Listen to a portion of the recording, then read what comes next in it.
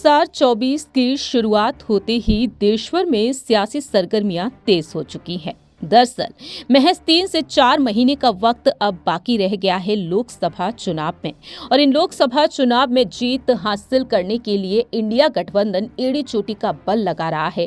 केंद्र की मोदी सरकार को चुनौती देते हुए नजर आ रहा है ये गठबंधन। लेकिन इस दौरान नजरें टिकी हुई हैं बहुजन समाज पार्टी की सुप्रीमो मायावती के फैसले पर। आखिरकार बसपा सुप्रीमो मायावती इस गठबंधन में शामिल होंगी या फिर नहीं, क्योंकि देखा तो ये भी गया है कि समाजवादी पार्टी साफ तौर पर इनकार करती हुई नजर आई है। दावे किए गए हैं। जो इंडिया गठबंधन की चौथी बैठक हुई, उस बैठक में सपा ने साफ तौर पर कहा कि अगर बसपा इस गठबंधन में आती है तो समाजवादी पार्टी इसका हिस्सा नहीं रहेगी।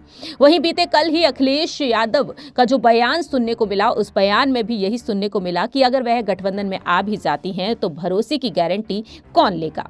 वहीं इनके अलावा देखा गया है कि डिंपल यादव ने भी साफ तौर पर इनकार कर दिया। अब यहां पर कांग्रेस चाहती है कि मायावती इस गठबंधन का हिस्सा हो। अखिलेश यादव की आपत्ति के बावजूद बहुजन समाज पार्टी की सुप्रीमो इंडिया गठबंधन में आ सकती हैं। दरअसल उनका इंतजार किया जा रहा है। बीते रविवार को राजधानी लखनऊ में मीडिया के सामने कांग्रेस के यूपी प्रभारी अविनाश पांडे ने अपनी बात रखी कि इंडिया गठबंधन के कुछ साथी बसपा के संपर्क में हैं। उन्होंने कहा है कि गठबंधन में जितने भी दल हैं वे बड़ी गंभीरता से लोकसभा चुनाव में एक ही प्रत्याशी उतारने पर काम कर रहे हैं।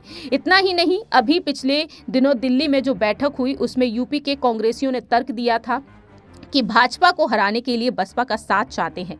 यूपी के कांग्रेसियों ने ये तक कहा कि मायावती के साथ आने पर दलित वोट मिलने की राह आसान होगी। हालांकि मायावती ने अभी कुछ स्पष्ट नहीं किया है। अखिलेश यादव नहीं चाहते हैं कि बसपा इसका हिस्सा बने, लेकिन दूसरी ही तरफ देखा गया है कि मायावती ने साफ तौर पर सोशल मीडिया के जरिए भी जवाब दे दिया अखिलेश यादव के बयान पर। उनका कहना साफ तौर पर रहा कि पहले अपने गिरेबान में झांकिए। उन्होंने बैक टू बैक ट्वीट भी शेयर किए हैं सोशल मीडिया पर।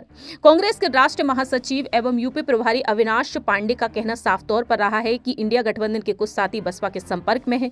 यूपी जोड़ो यात्रा के बाद पार्टी जोनल संवाद अभियान शुरू करने जा रही है। पार्टी ने पूरे प्रदेश के 6 जोन में बांट रखा है और आगामी 11 जनवरी को पश्चिमी जोन का संवाद मेरठ में, 12 को बुंदेलखंड जोन में होगा और इसके अलावा ऐसे कई क्षेत्र हैं जो जहां पर ये जन संवाद किया जाएगा।